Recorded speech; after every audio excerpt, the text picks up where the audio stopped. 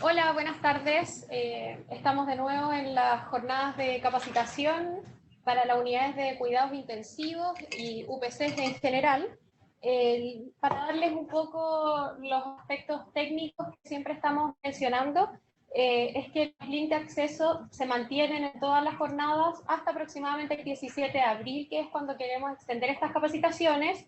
Es que las clases, que nos han hecho varias preguntas sobre esto, están siendo grabadas, editadas, y cuando estén disponibles les vamos a hacer llegar por qué medio van a estar disponibilizadas, que probablemente es la página oficial de la Socini. Y también decirles que las preguntas que tengan las vayan haciendo alrededor de la jornada por el chat, y nosotros las vamos a ir recolectando durante la jornada para podérselas hacer al expositor al final de la charla. El día de hoy nos va a presentar la enfermera María Idalia Sepúlveda, quien es magíster de práctica avanzada, especialista en intensivo, secretaria de la Socini y editora ejecutiva de la revista médica de CLC, y nos va a presentar el tema de cuidados de la ventilación mecánica invasiva. Así que espero que esta jornada sea muy provechosa para ustedes, y recuerden que se va a repetir en una segunda oportunidad, así además como va a estar disponibilizada la grabación de la clase. Hola, buenos días, buenas tardes. Le agradezco al Hospital Digital por esta oportunidad y apoyo a la Sociedad Chilena de Medicina Intensiva en poder dar esta instancia a que profesionales se puedan estar formando, profesionales que no tienen el contacto directo con los pacientes en UCI. Bueno, ahora es el momento. La ruta de esta presentación es monitorización básica, muy rápido. Idalia, es que hay unos links que tienen problemas con el audio y vamos a solucionarlos para que no sigamos. Ya volvió, ahora sí. ¿Se escucha bien? Por favor, los que estén en los links, háganos señas y respondan en los chats si se escucha bien, para que no tengamos problemas. ¿Se escucha bien? Ya, vamos a continuar. Ya.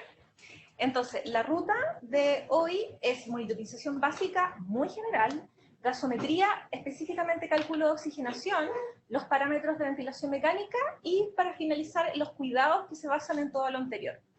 Básicamente, de monitorización debemos colocar a nuestros pacientes con electrocardiografía, presión arterial invasiva, pulsoximetría, capnografía y, muy importante, la monitorización del dolor con EVA, que es poco probable que lo podamos medir con EVA, dado que el paciente va a estar sedado y además con bloqueo neuromuscular. Por lo tanto, hay que identificar otras alternativas de manejo del dolor, como el CPOT y el DPS, y también evaluar el nivel de sedación, como el SAS-RAS, y cuando tengamos un paciente con bloqueo neuromuscular, se recomienda y se sugiere uso de TOF. Este último paquete los invito a ingresar a la charla del módulo de sedación, bloqueo y analgesia que va a dar el doctor Eduardo Tobar. ¿Hay un problema con una sala virtual? Sí. Una sala que no se escucha. Dennos un minuto.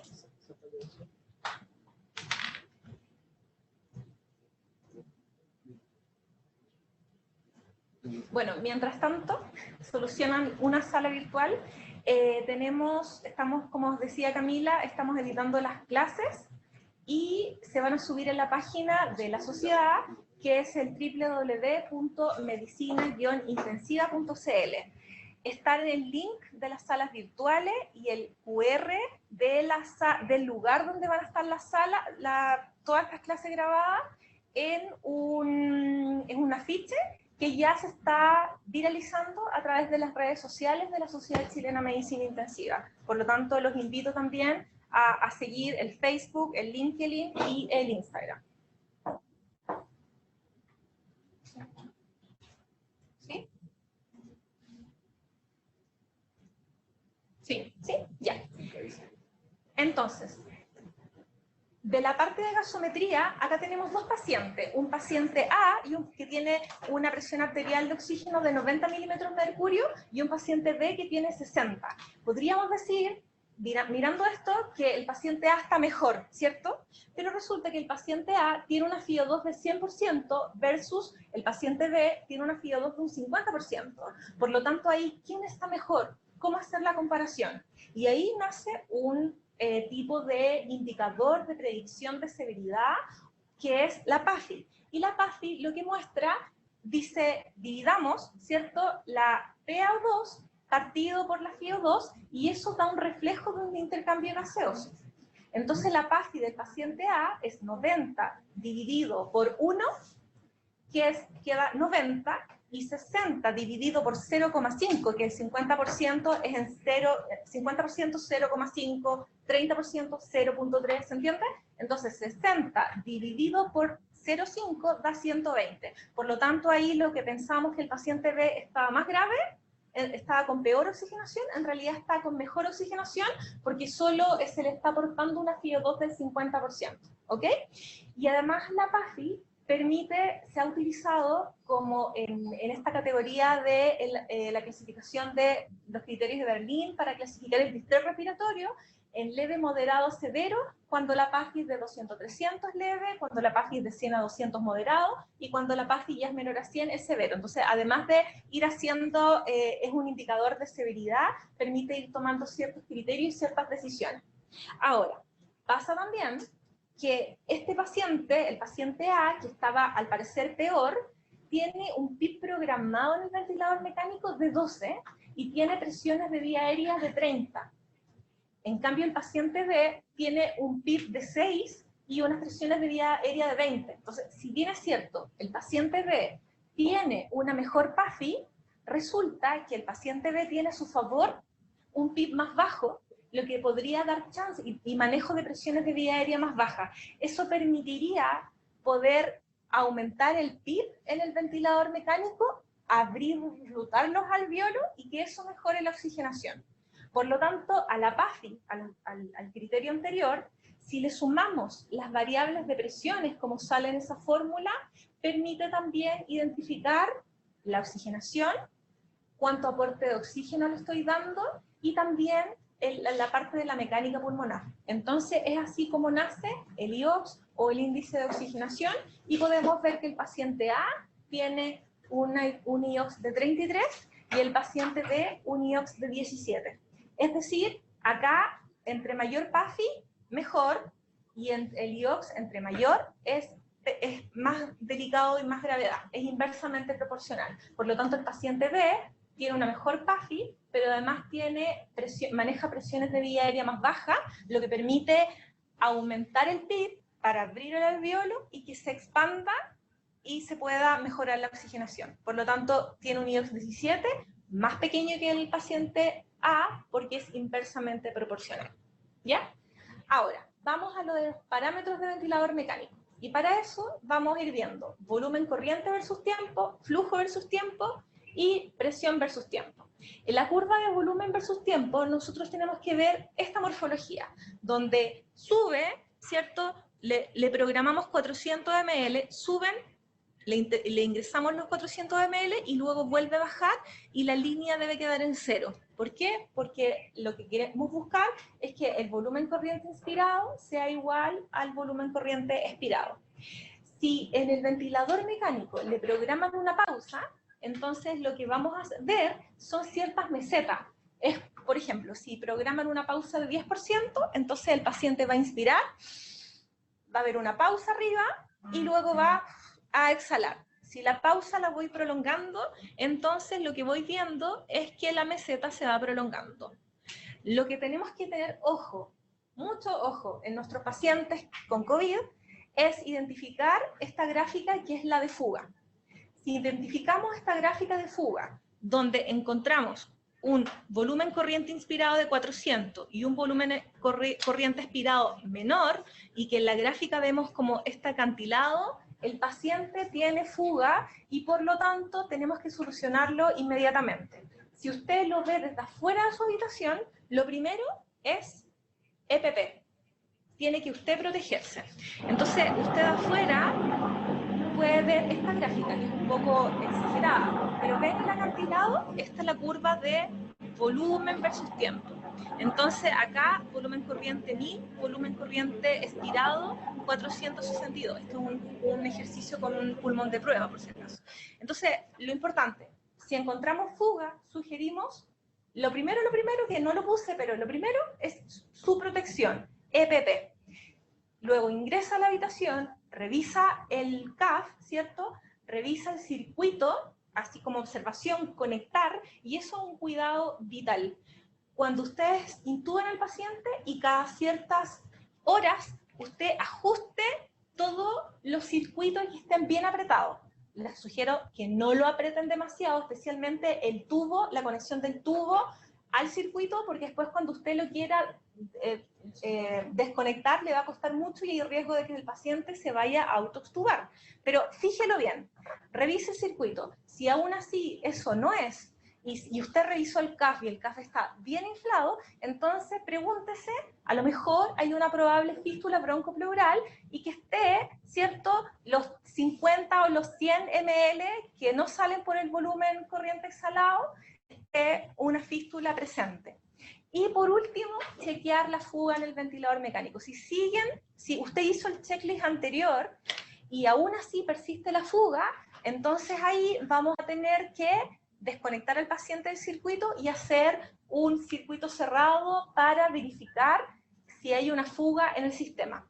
Yo después ahí les voy a mostrar cómo debemos desconectar al paciente con COVID con todos los cuidados respectivos. Estas son unas tablas que se las vamos a compartir, donde nos permite identificar qué volumen corriente tenemos que programar en el paciente, si estamos en un modo volumen control, o si estamos en un modo presión control, más o menos los volúmenes que debería mover el paciente, ¿ya? Estos son según las fórmulas de la DRS Network, ¿cierto? Donde recomiendan al paciente ventilar a 6 ml kilo, pero ese kilo no es el kilo que tiene el paciente real, sino que es el corregido. Por ejemplo, hoy día, si a mí me hospitalizan y yo peso 60 kilos, ojalá, me van a ventilar a 360 ml. Pero si en un año más yo vuelvo a ingresar al intensivo y peso 100 kilos, no me van a ventilar a 600 ml, sino que van a seguir con mi peso corregido según mi estatura, ¿ya? Entonces, en estas tablas está la estatura, ¿cierto? Y ustedes ahí pueden identificar rápidamente el peso ideal y cuánto volumen corresponde a 6 ml kilo, 7 ml kilo, 8 ml kilo. Y está para celeste para varones y rosado para mujeres, que también se lo vamos a compartir para que ustedes lo puedan imprimir y colocar en el ventilador. Entonces, ¿se acuerdan que les hablé esto de abrir el alveolo? Bueno, nosotros tenemos que hacer que nuestros pacientes ventilen en este rango de seguridad, ¿ya? Esta es la curva de volumen versus presión. Tenemos que evitar que el alveolo esté atelectasiado, porque está en esta zona de baja compliance por atelectasia. Entonces vemos aquí que con rangos de subida de alta de presiones, va movilizando pocos volúmenes corrientes. Lo vamos a ver después más a continuación. Pero también tenemos que evitar la sobredistensión, porque tanto la atelectasia por un lado y la sobredistensión por el otro empeoran la oxigenación y también producen BILI, injuria asociada a la ventilación mecánica. Entonces acá lo podemos ver claramente.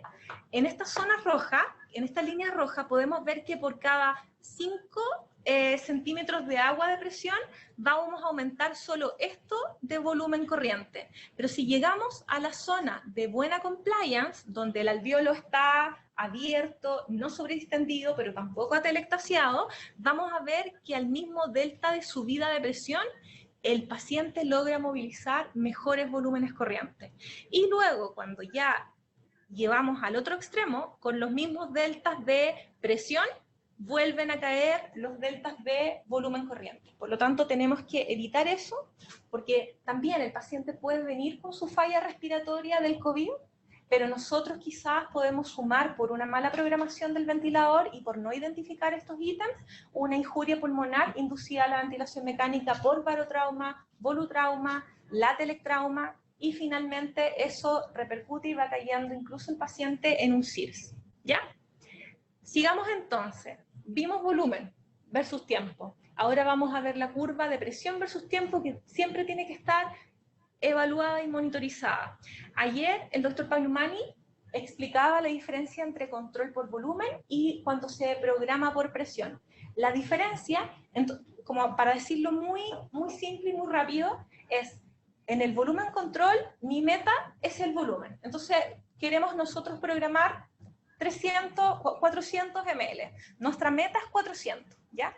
Pero, ¿qué ocurre si el paciente se le pone el pulmón menos distensible? Se endurece, o tiene secreciones en la vía aérea, o hay un broncoespasmo, o hay una obstrucción. Lo que va a ocurrir es que el ventilador probablemente va a seguir, ¿cierto?, pasando los mismos 400 ml de volumen. Esto se va a mantener, pero la presión de vía aérea va a subir y vamos a ver que de repente mantiene los mismos 400 ml de programación, pero las presiones pico se elevan. Y ahí hay que identificar. Presión pico, presión de vía aérea, es lo mismo, depende de los ventiladores. Y acá, por lo tanto, cuando tenemos un paciente con volumen control, tenemos que tener énfasis en programar las alarmas de presión, ¿ya? Por el otro lado está el volumen, el paciente controlado por presión, donde nosotros fijamos un objetivo de presión. Y el ventilador va a ir insuflando, ¿cierto?, hasta lograr el cierto target de presión que nosotros programemos. Por lo tanto, como se ve en esta figura, si el pulmón se endurece, o si hay un broncoespasmo, hay obstrucción, lo que sea, va a bajar el volumen corriente, la presión se va a mantener, o al revés, si el paciente se hace el pulmón más complaciente, o si antes estaba en una situación de un poco de broncoespasmo, ¿cierto? Y eso se recupera, las presiones se van a mantener y van a subir los volúmenes. Por lo tanto, acá es súper importante programar las alarmas de volumen para identificar tanto rangos de volúmenes bajos para evitar la hipoventilación y también volúmenes elevados porque a veces van al otro extremo y empiezan a mover con los mismos 12 centímetros de agua de presión que uno le programa, volúmenes demasiado altos y eso finalmente lleva, ¿cierto?, al polutrauma. Entonces, tenemos a nuestro paciente que estaba en todo momento ventilando a 25 centímetros de agua y ¡pap! Algo pasó que en el siguiente control usted vio que las presiones pico de vía aérea están en 35. Acá un esquema mental, ¿cierto?, un repaso de la ecuación del movimiento que dice de manera simple que las presiones de la vía aérea son la suma de la presión elástica que genera el pulmón, ¿cierto?, más la presión de fricción, que es todo ese roce que genera el flujo en todo el árbol bronquial.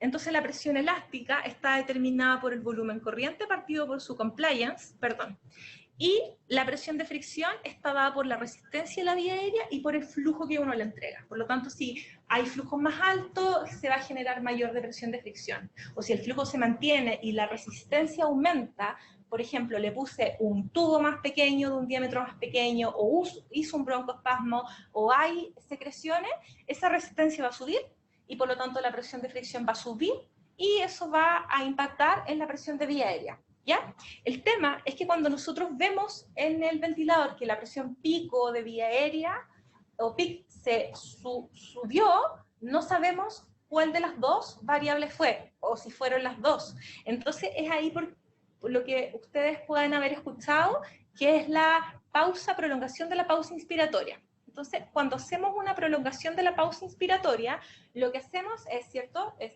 paciente está insuflando y le paramos la insuflación y hacemos una prolongación de la inspiración. Por lo tanto, es como aguantar la respiración en nosotros mismos. Y cuando aguantamos la respiración en nosotros mismos, llevamos el flujo a cero. Y como el flujo se fue a cero, la presión de fricción desaparece y nos quedamos mirando el pulmón, ¿ya? Y esa presión, acá está la presión de vía aérea pico, acá está la presión PIP, ¿cierto? Y cuando hicimos la prolongación de la inspiración, nos quedamos con una presión al final, que es la presión plató, ¿sí? Y si nosotros restamos la presión de vía aérea menos la plató, es la presión de fricción. Esa presión de fricción que está generando el flujo inspiratorio en todo el árbol bronquial. Y si era 35, 35 menos 18 nos da 17. Pero además, me imagino que algunos han escuchado la presión de insensibilidad, o el driving pressure, o el delta P, que es la diferencia entre el plató menos el PIB. Entonces, eso podría ser una aproximación general de acá, de la zona verde que yo les mostré, la mirada del pulmón. Por lo tanto, si la presión de vía aérea se disparó a costa de la presión de distensibilidad, algo pasó ahí. El pulmón está más duro, está menos complaciente.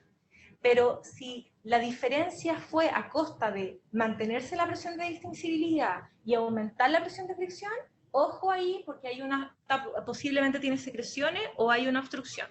Por lo tanto, como de manera resumen, en el lado A, ¿cierto? Vemos que se dispararon las presiones de pico, se mantienen las presiones meseta, por lo tanto ahí hay algo en la resistencia, algo que está aumentando la resistencia, y en el lado B vemos que la diferencial de la presión de fricción se mantiene, el pico también se subió, la presión PIC también se subió, pero el plató está mucho más arriba, y eso es porque algo le pasó a la estática del pulmón.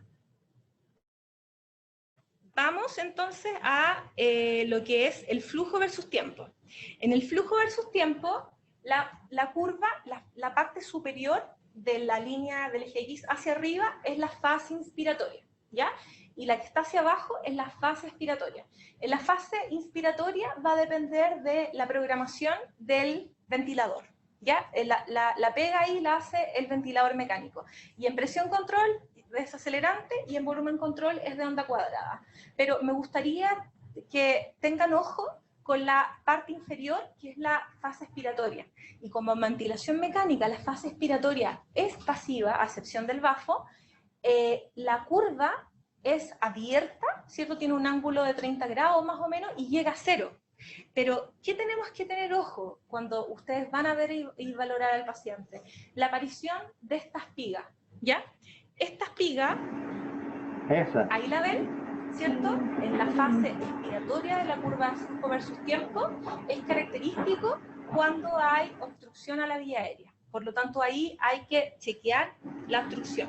Y por lo tanto, si esta obstrucción es importante, puede llegar a otra categoría, que es la aparición, ¿cierto?, de este encajonamiento. Porque como hay obstrucción a la vía aérea, lo que empieza a ocurrir acá, perdón, es que además de haber obstrucción, como hay obstrucción a la expiración, el paciente empieza a quedar atrapado en el aire y empieza a ver una curva que se llama, que es esto, que es el encajonamiento.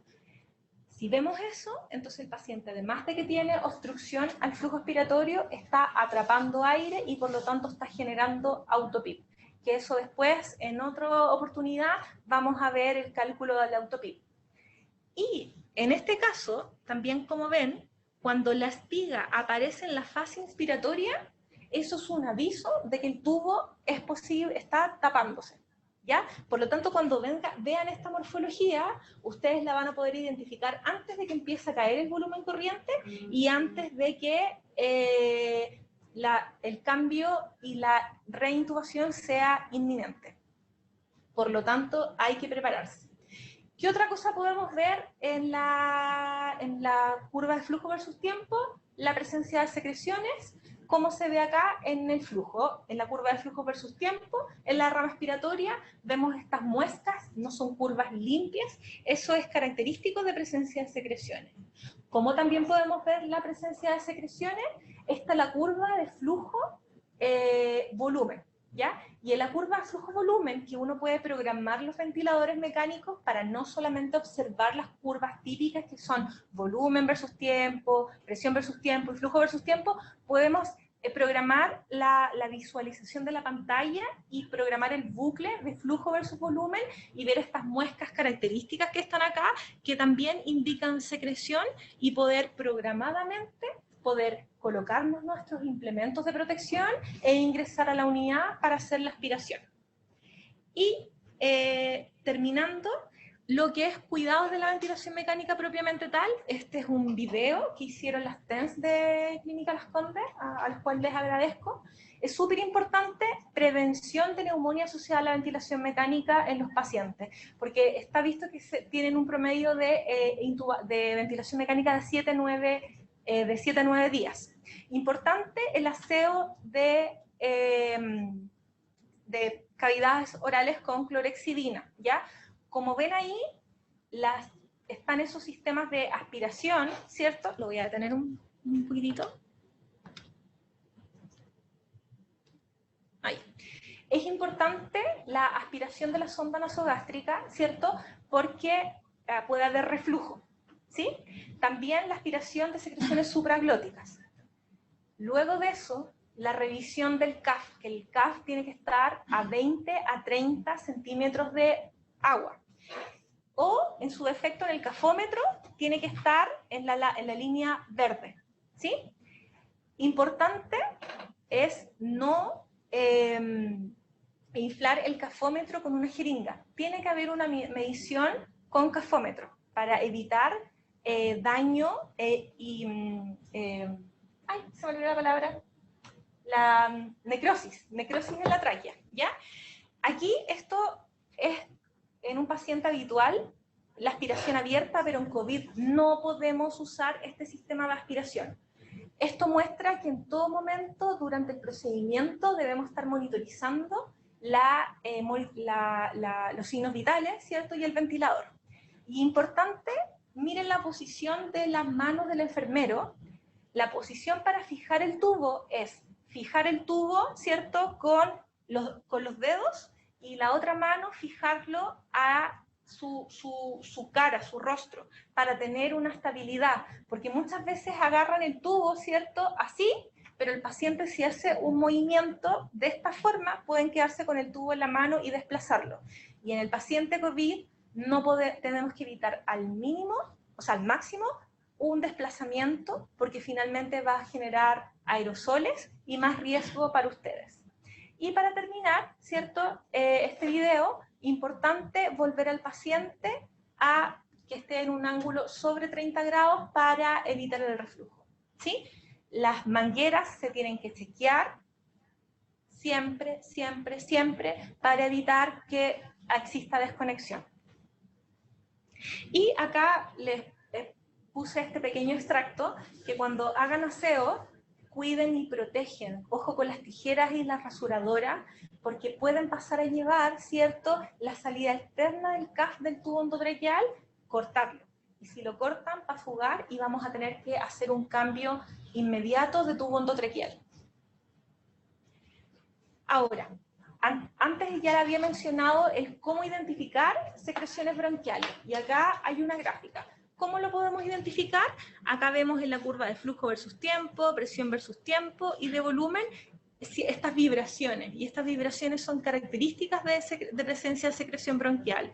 Vuelvo a colocar la misma foto del de flujo versus tiempo, y también este otro bucle, que es bucle de presión versus tiempo, y vemos cómo la rama en la fase expiratoria, vemos estas muescas, esta oscilación, que es característico de secreciones, ¿ya? Esta ya se las mostré. Entonces, en el paciente COVID, ¿cómo vamos a hacer la aspiración? Lo vamos a hacer con el sistema cerrado de aspiración, ¿ya? Este es un video que les puse al principio el link para que lo puedan ver. Entre paréntesis, no tengo conflicto de interés, solamente me pareció un video muy didáctico, ¿ya? Importante conectar a la red. La red atrás tiene que estar a peri 150 milímetros de mercurio, ¿ya? Y ustedes, como vieron en el video, van chequeando con el dedo, la técnica del dedo, ¿sí? Ingresan, ¿cierto?, la sonda, y cuando ingresan la sonda, esto es muy importante, los largos del tubo pueden variar, ¿cierto? Porque el tubo endotraqueal va a estar hacia adentro, depende del tamaño del paciente. Y lo importante es ingresarlo y alinear el número del tubo, porque el tubo viene rotulado. Por fuera ven la rotulación del tubo, y por dentro la de la sonda Tratchker, que también viene rotulada.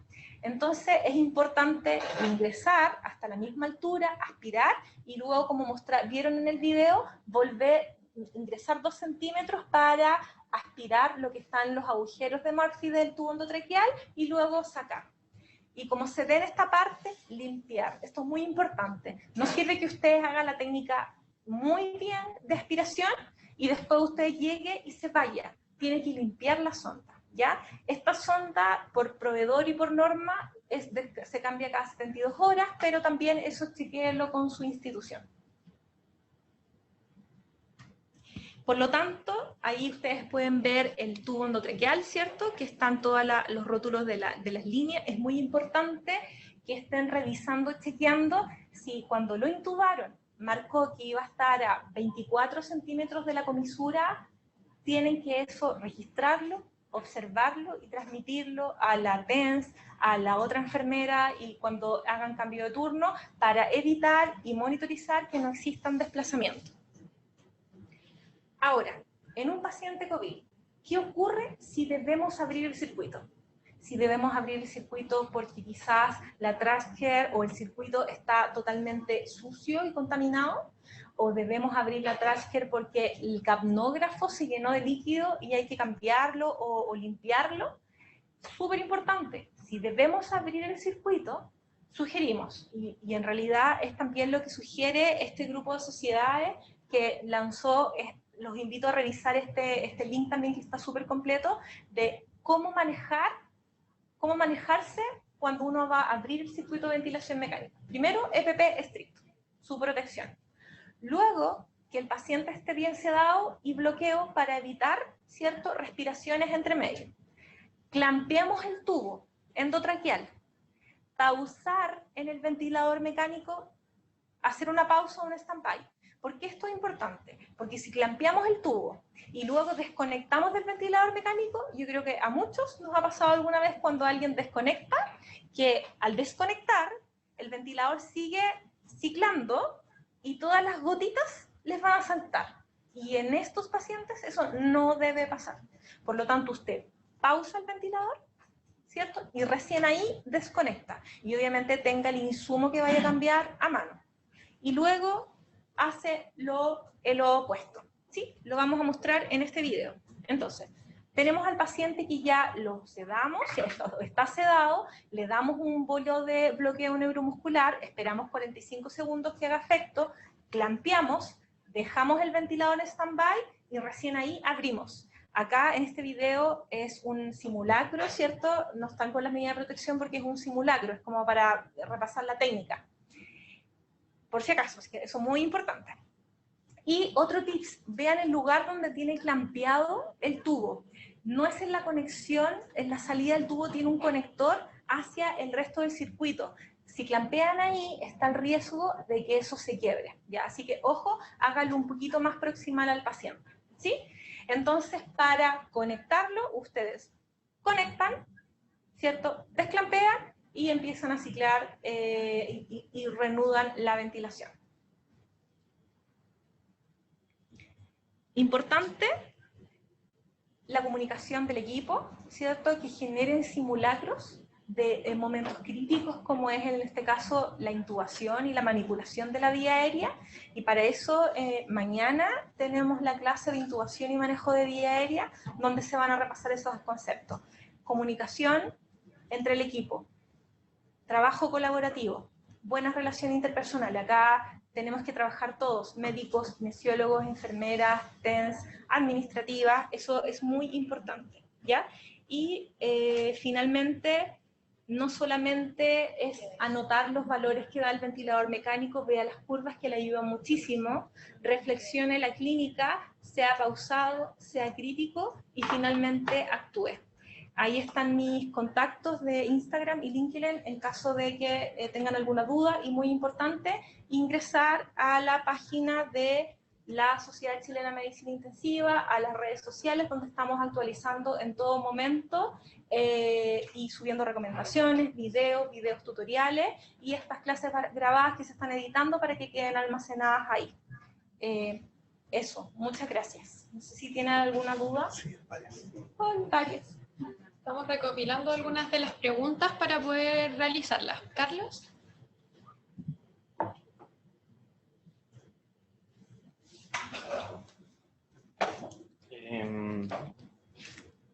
Algunas de las preguntas que nos realizaron a través de los distintos chats, dentro de las cosas que dijiste, Dalia, preguntan, ¿hay algún tipo de límite de la presión de vía aérea?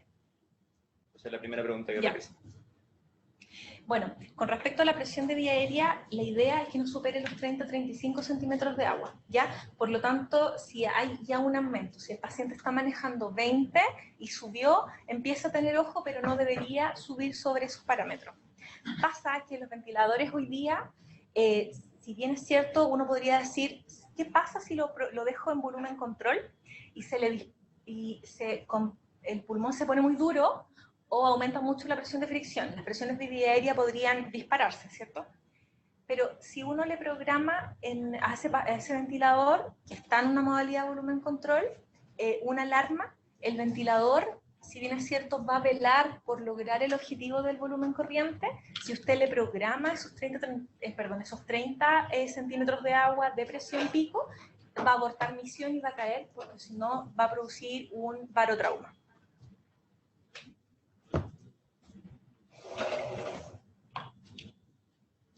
Otra pregunta es si la aspiración de secreciones en los pacientes intubados que tengan diagnóstico de COVID-19 deberían ser exclusivamente aspirados mediante un sistema de aspiración cerrado, pensando que probablemente en muchos de los hospitales quizás no cuenten con TrackCare y tengan que hacerlo con un circuito abierto, quizás apuntando a eso, ¿cómo podrían ser las recomendaciones? La recomendación es que, la recomendación de sugerencia de la sociedad es que utilicen sistemas de aspiración cerrado.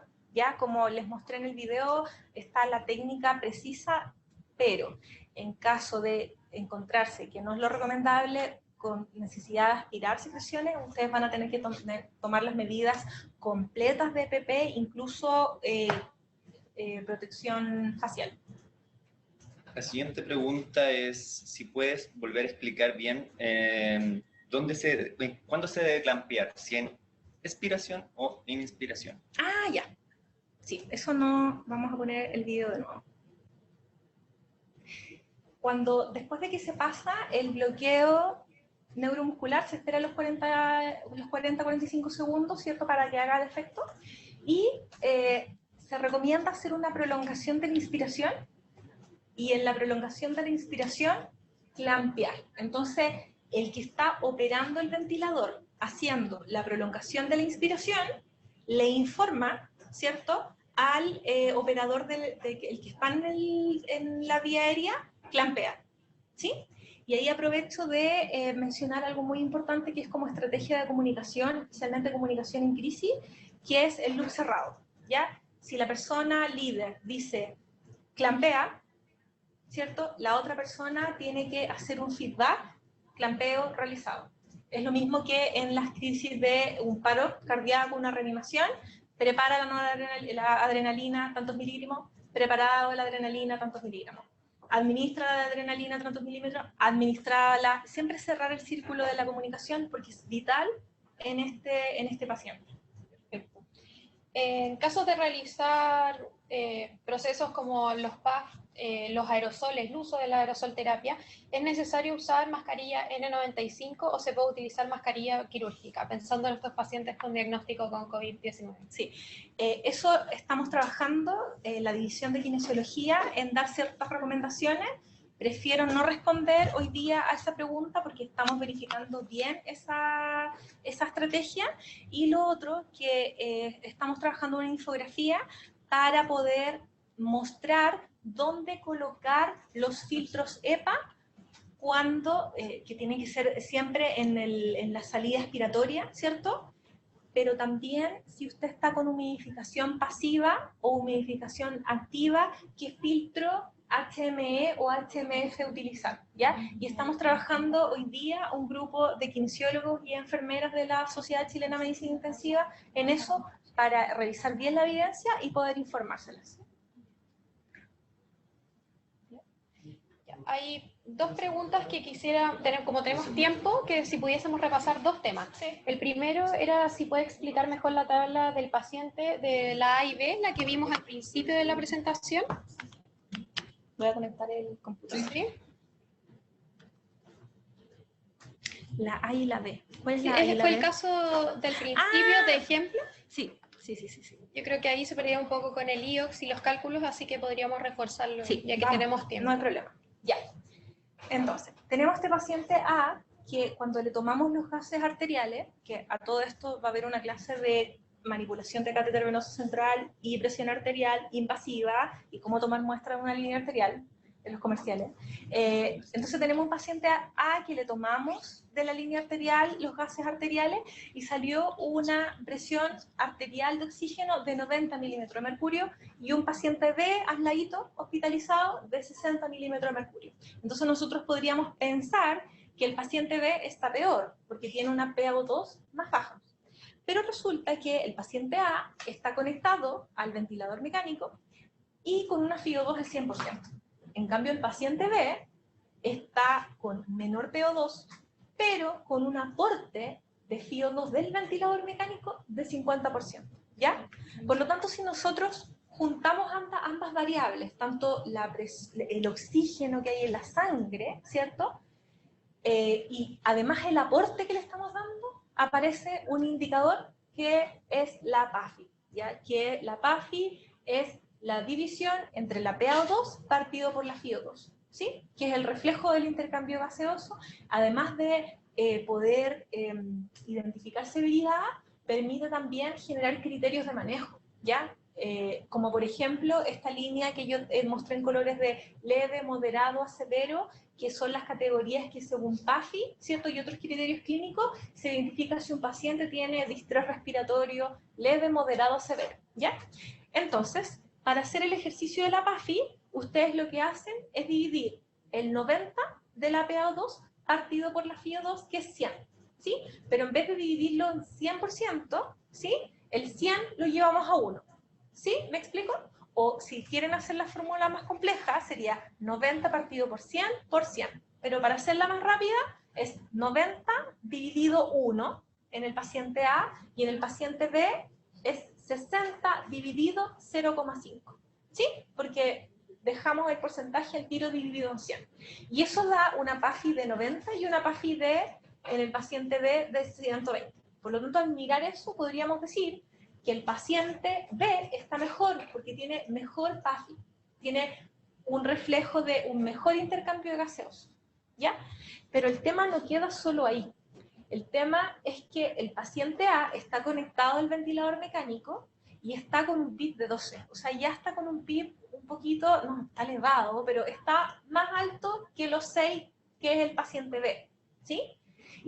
Pero el tema es que las presiones de vía aérea que está manejando el paciente A es de 30 y ya está elevado, ¿sí? Y el paciente B es de 20. Entonces el paciente B, diciéndolo muy generalmente, tiene un chance de que quizás aumentando el PIB y abriendo el alveolo, ¿cierto? Porque está en la curva, está acá, está posiblemente atelectasiado, podamos subirlo, reclutarlo y mejorar la oxigenación sin quizás necesidad de aumentar el aporte de la FiO2, ¿sí?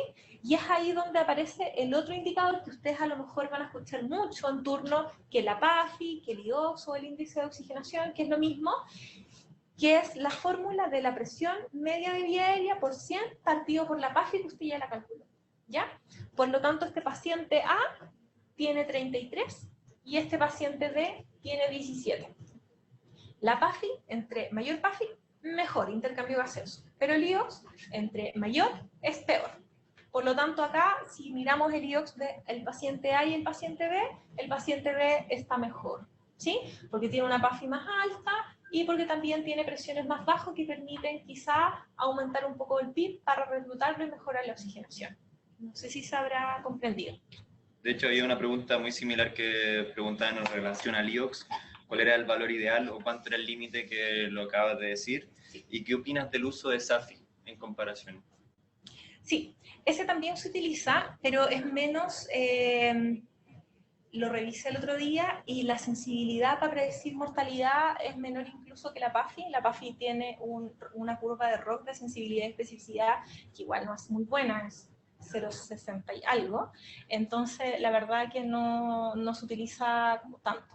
Pero si no estamos tomando presión arterial tan seguida, podría utilizarse como una especie de monitoreo, que tú vas mirando de lejos la saturación y la divides por la FiO2 y no solamente la PAFI la necesitas calcular cuando tomas los exámenes y tienes el resultado. En cuanto también un pequeñito repaso, ya que tenemos tiempo, dice si puedes repasar los gráficos que explican la espiga. Y ya con eso vamos a cerrar la ronda de preguntas. La verdad es que la mayoría han sido resueltas con las preguntas que te resumimos. Perdón, ¿cuál era la espiga? Sí, espiga de secreciones, creo que tiene que ver con... En la última parte de... Acá.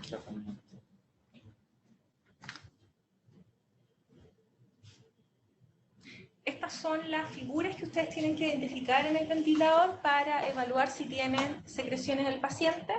Acá son las curvas de flujo versus tiempo, presión versus tiempo, volumen versus tiempo, y todas estas irregularidades van avisando que tiene secreciones, o también a veces, ojo, no son secreciones, finalmente es que está condensando el circuito, ¿ya? La humidificación activa tiende a condensar el circuito, pero hoy día la tecnología, en los lugares donde utilizan humidificación activa, no debería haber condensado, y si lo hay, es porque quizás está mal conectado una conexión del termómetro, ya, porque esto no es para otra clase aparte, pero en la humidificación, ¿cierto?, activa, hay una base calefactora que calienta el agua que está ahí, y eso hace que el flujo inspiratorio pase por esa zona, se humidifique, se calienta y pase a la fase inspiratoria hacia el paciente.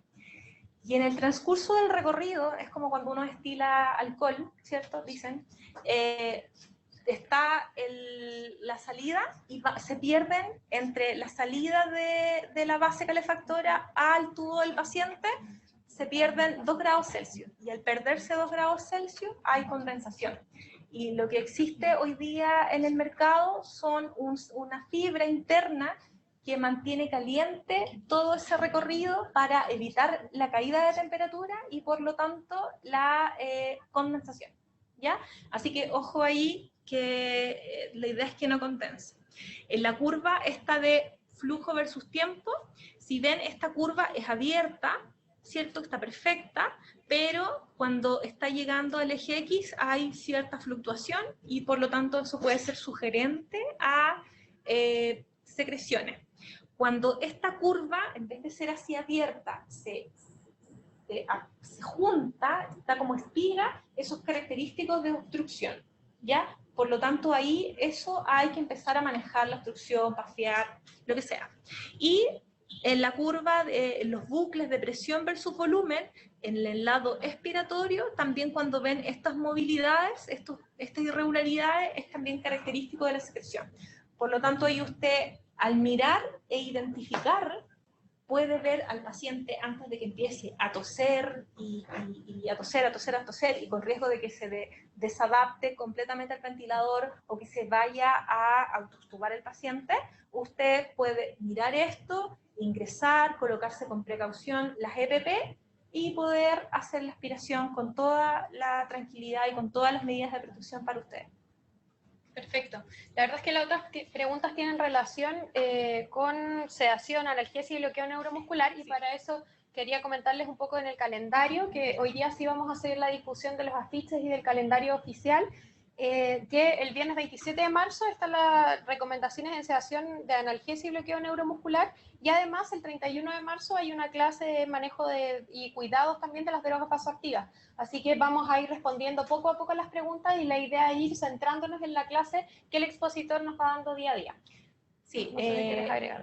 Están estas otras preguntas canalizadas. Es muy importante que nos vayan haciendo otras preguntas porque nos sirve para hacer un diagnóstico educativo e ir adicionando al programa que estamos haciendo. Como Cami decía, lo que ya tenemos programado los vamos a subir a las redes sociales y a la página web para que ustedes puedan identificarlo, pero por favor en el chat aprovechen de ir anotando los temas que necesitan ayuda para nosotros poder levantarlos y programar la clase.